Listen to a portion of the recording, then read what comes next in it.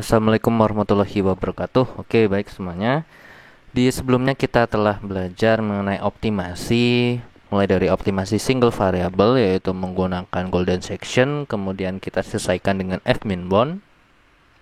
Kita juga telah mencoba optimasi yang berbasis zero function di mana penyelesaiannya bisa menggunakan f0 untuk single variable dan untuk multivariable bisa menggunakan fsolve. Dan juga kita telah mencoba aplikasinya dalam teknik kimia berupa operasi ya. Operasi penentuan suhu pada menara distilasi, pada flash distillation ataupun dalam yang lainnya. Kemudian juga kita telah mencoba optimasi multivariable yang sebelumnya telah kita coba untuk aplikasinya dalam proses ekstraksi. Nah, kali ini kita akan belajar dalam suatu proses yaitu optimasi ya. Optimasi dengan constraint. Oke, dengan constraint.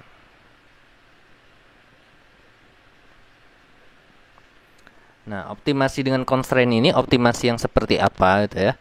Nah, kita tahu optimasi itu yang kita temukan kemarin adalah optimasi yang ya untuk mencari nilai minimal ataupun mencari nilai maksimal. Oke, umumnya optimasi itu kan bisa kita ubah dulu, bisa model maksimasi. Yang kedua adalah minimasi.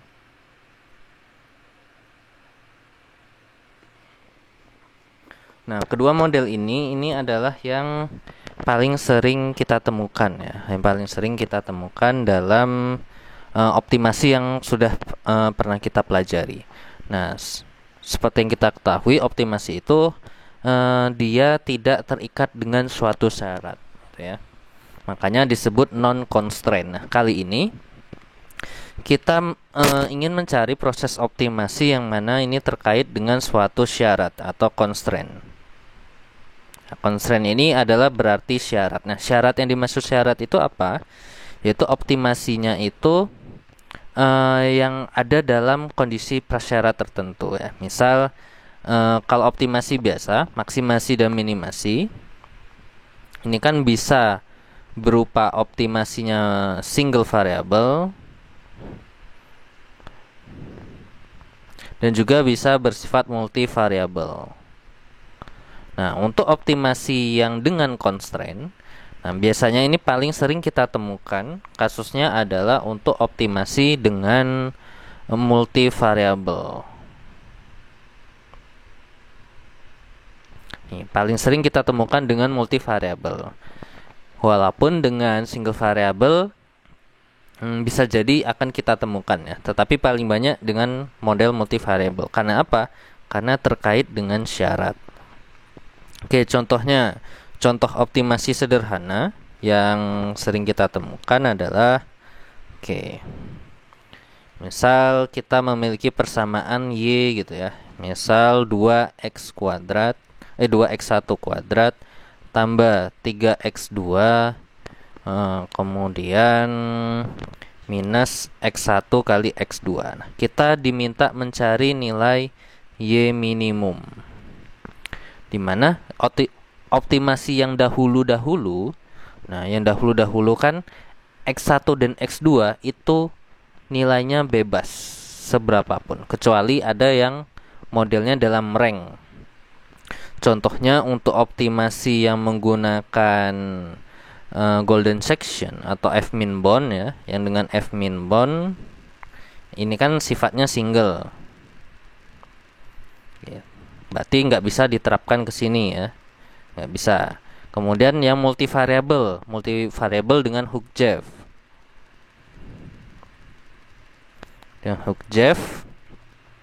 Nah, ini yang kita ketahui awalnya adalah yaitu nilai x1 awal dan x2 awal.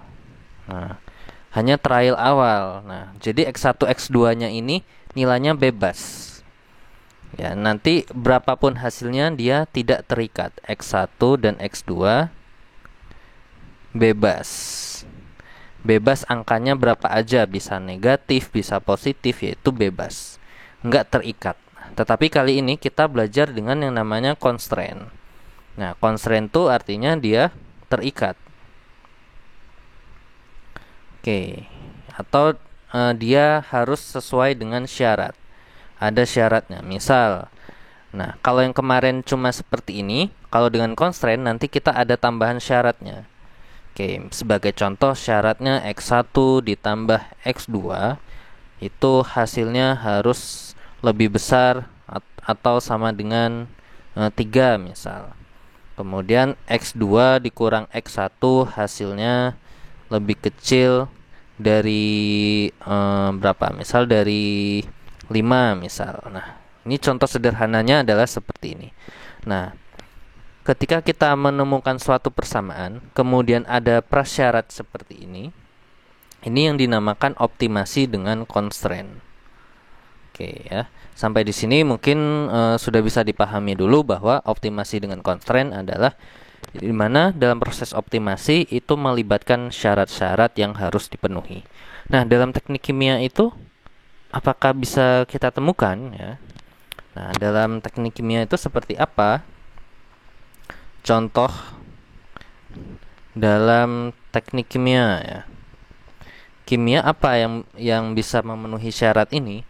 Nah, misal prasyaratnya adalah yang sering kita ketahui ya. Misal kita menginginkan suatu proses yang misal kita memiliki suatu proses ekstraksi ya.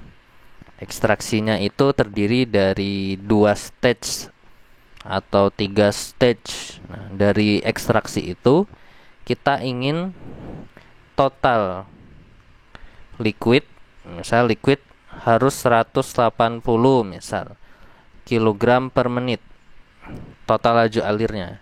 Nah, di mana ini dibagi menjadi 3 aliran, di stage 1, di stage kedua, di stage ketiga hasilnya harus 180 atau kita anggap aja sebagai L total. Ini adalah sebagai syarat atau constraint.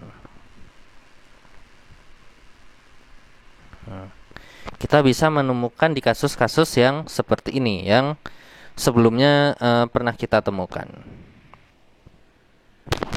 Oke, tidak menutup kemungkinan juga kita bisa menemukan dalam kasus-kasus yang lainnya. Misal nanti kasus yang lainnya adalah misal kita ingin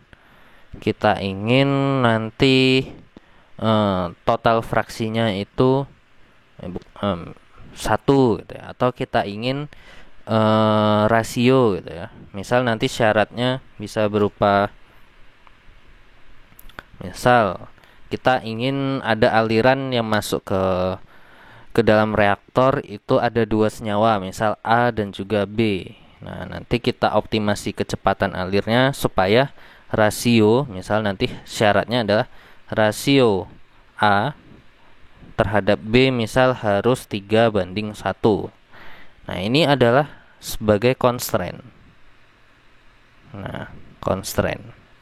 Nah, constraint ini harus dipenuhi ya, supaya dia optimasinya itu sudah tepat berada pada kondisi ambang batas yang sudah ditentukan.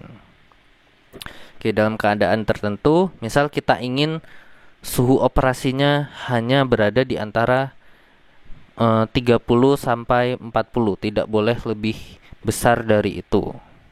Atau lebih kecil dari itu nggak boleh. Cuma 30 sampai 40 derajat, maka itu adalah constraint. Makanya kita dapatkan optimasi dengan constraint ini. Nah, sebelum kita masuk dengan optimasi dengan constraint, ada banyak constraint ya. Constraint itu ada bermacam-macam. Nah, maka selanjutnya kita akan menentukan macam-macam constraint.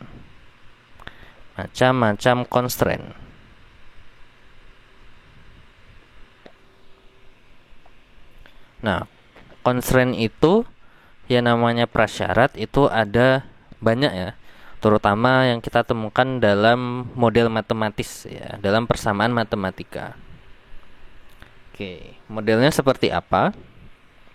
Oke, yang pertama adalah Oke, yang pertama yang akan kita temukan nanti adalah constraint dengan bentuknya apa? Bentuknya adalah bentuk persamaan. Oke, persamaan itu apa maksudnya? Nah, seperti yang kita ketahui, ini yang kita jabarin dulu lah secara umum ya. Nah, gini. Yang kedua itu adalah bentuknya adalah pertidaksamaan.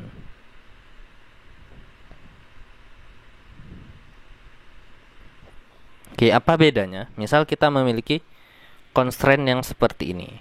Constraint 1 X1 tambah X2 misal lebih besar sama dengan 3. Yang satu X1 ditambah X2 sama dengan 2. Oke, misal kita punya ini ya. Oke, misal ini X1 tambah X2 ini 5 deh, 5 itu. Nah, ini. Misal kita punya dua prasyarat seperti ini. Yang pertama, X1 tambah X2 lebih besar sama dengan 3. Kalau kita pakai lebih besar sama dengan 3, otomatis kita punya lebih dari satu pilihan jawaban. Bisa jadi hasil jumlah X1 dan X2 itu angka 3, bisa jadi angka 4, angka 5, 6, 7, 8, dan sampai tak terhingga pun bisa jadi gitu ya. Tetapi kalau kita pakai persamaan yang nomor 2, X1 tambah X2 sama dengan 5, ya ini udah pasti hasilnya 5 ya. Nggak bisa lebih besar dari 5, lebih kecil dari 5, nggak bisa. Nah, bentuk persamaan yang pertama, yang A ini adalah disebut model pertidaksamaan. Ini adalah pertidaksamaan. Oke, nah sedangkan berarti yang bentuknya yang nomor 2, yang B itu adalah bentuknya bentuk persamaan. Ini adalah bentuk persamaan. Oke, berarti kita sudah mendapatkan dua bentuk, persamaan dan pertidaksamaan. Nah, bedanya apa? Nah, kalau masih kurang jelas lagi, yang bentuk persamaan ya, yang bentuk persamaan antara ruas kanan dan ruas kiri ya, itu dipisahkan dengan tanda sama dengan, alias ya bahasa Inggrisnya ya equality ya. Ruas kanan dan ruas kiri itu bernilai sama. Sedangkan untuk pertidaksamaan ini bisa banyak kemungkinan ya. Bisa jadi dia lebih besar sama dengan, atau lebih kecil sama dengan, bisa jadi, atau dia lebih besar, atau dia lebih kecil. Berarti dia ada 4 kemungkinan. Bisa lebih besar, lebih kecil, lebih besar sama dengan, lebih kecil sama dengan, lebih besar atau lebih kecil. Ini adalah sebagai inequality. Pertidaksamaan. Berarti nanti kita pasti ketemu ada dua model seperti ini, constraint-nya, prasyaratnya. Bisa bentuknya equality atau inequality. Oke, sampai di sini mungkin sudah mulai paham. Nah, baru kita masuk. Equality dan inequality ini dibagi lagi menjadi dua. Misal, kita punya syarat yang seperti ini. Nah, misal yang pertama kita punya constraint X1 tambah 2X2 minus X3. Misal ini lebih kecil sama dengan 3. Yang satunya X2 minus X1 X2 plus X3. Misal ini lebih kecil dari 5. Nah, misal kita memiliki dua persamaan. Kita sebut aja persamaan A dan persamaan B. Kedua persamaan ini dia sama-sama inequality. Oke, perbedaannya apa? Oke, kita lihat di sini. Persamaan pertama, koefisiennya bisa kita tentukan. Di sini 1, di sini 2, di sini minus 1. Sedangkan di persamaan yang B, koefisiennya X2 ya bisa tentukan 1. X3 bisa ditentukan, ada 1 juga. Tetapi ini nggak bisa ditentukan karena ini bentuknya perkalian. Oke, berarti nanti kita memiliki dua bentuk lagi. Bentuk yang pertama, ini kita sebut sebagai model yang koefisiennya itu dapat ditentukan. Nah, sedangkan bentuk yang kedua, yang ini adalah koefisiennya tidak dapat ditentukan. Oke, berarti kita sudah memiliki dua model koefisien yang dapat ditentukan, koefisien yang tidak dapat ditentukan. Ini berlaku untuk apa? Inequality juga equality. Misal untuk equality contohnya X1 tambah X2 misal 3. X1 kali X2 sama dengan 2. Ini kan bentuk equality, persamaan. Tapi persamaan yang model pertama, ini koefisiennya bisa ditentukan, ini bisa ditentukan, sedangkan yang kedua tidak bisa ditentukan, koefisien pada X1 ataupun X2. Nah, kenapa dia tidak bisa ditentukan? Karena dia terikat dengan operasi bisa perkalian, bisa pembagian, bisa perpangkatan, atau model eksponensial, logaritma, dan lain sebagainya gitu ya.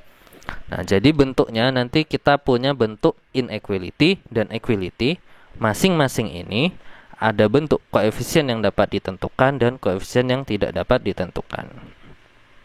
Oke, dari sini sudah paham gitu ya, silakan dipahami. Nah, bentuk-bentuk masing-masingnya.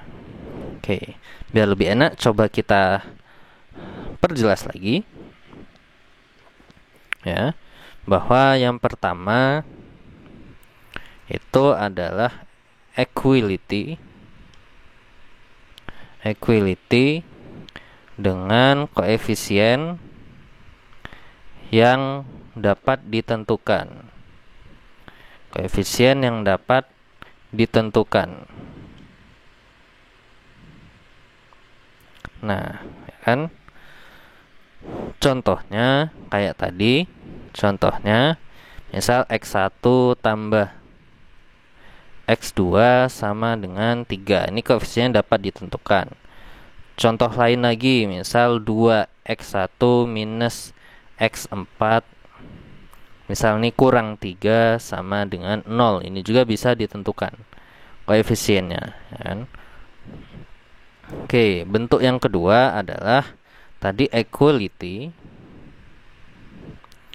dengan koefisien yang tidak dapat ditentukan.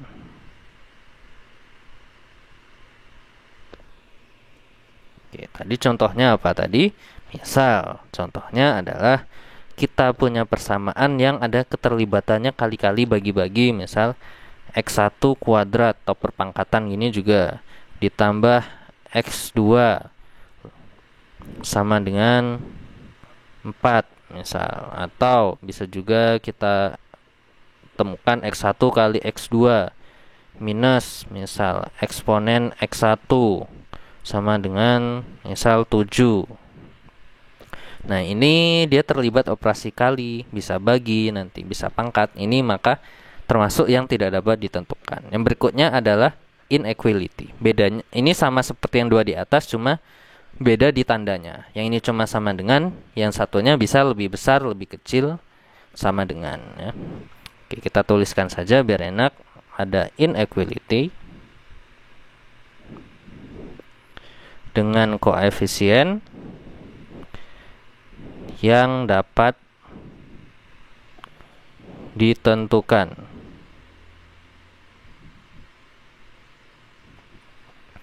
Contohnya, misal X1 ditambah 3X2 lebih besar sama dengan 4 ya.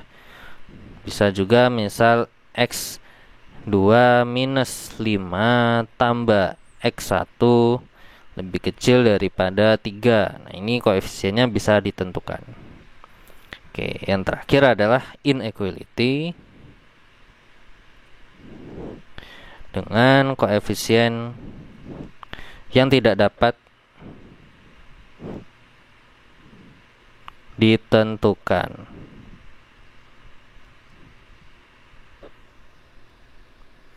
Oke, contohnya misal X1 kali X2 minus X2 kuadrat lebih kecil dari 8 misal. Bisa juga misal contohnya X1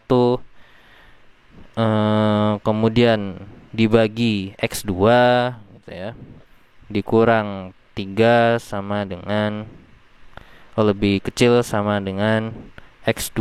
Nah, misal gitu. Jadi ada banyak sekali, ada 4 model ya. Pertama adalah equality, yang kedua inequality, bisa koefisien ditentukan, bisa juga yang tidak ditentukan. Oke, sehingga semoga ini dapat memberikan pemahaman. Nah, berikutnya adalah tinggal cara kita menyelesaikan. Nah, dalam MATLAB penyelesaiannya baik equality atau inequality itu menggunakan satu toolbox, yaitu nanti toolbox yang digunakan itu adalah fmincon. Oke ya. Nah, penjelasan berikutnya adalah penjelasan mengenai fmincon ini. Nah, kita akan menjelaskan dulu. Nanti kan kita harus menganalisis dulu bentuk soalnya, kita tentukan dari keempat tipe ini masuk yang mana, baru nanti kita sesuaikan dengan fmincon model MATLAB. Karena MATLAB bahasa MATLAB dengan bahasa kita itu harus kita sesuaikan. Kita sesuaikanlah dengan apa yang MATLAB bisa pahami gitu ya. Oke, kita sesuaikan dengan program bahasa MATLAB-nya, baru kita pembuatan programnya. Oke, demikian saja untuk video pertama ini adalah penjelasan tentang konsep fmincon itu sendiri. Berikutnya adalah akan kita jelaskan mengenai cara menggunakan fmincon itu sendiri. Baru nanti video part 3 adalah aplikasi di MATLAB secara langsung. Oke, demikian saja untuk video kali ini. Terima kasih banyak dan sampai jumpa.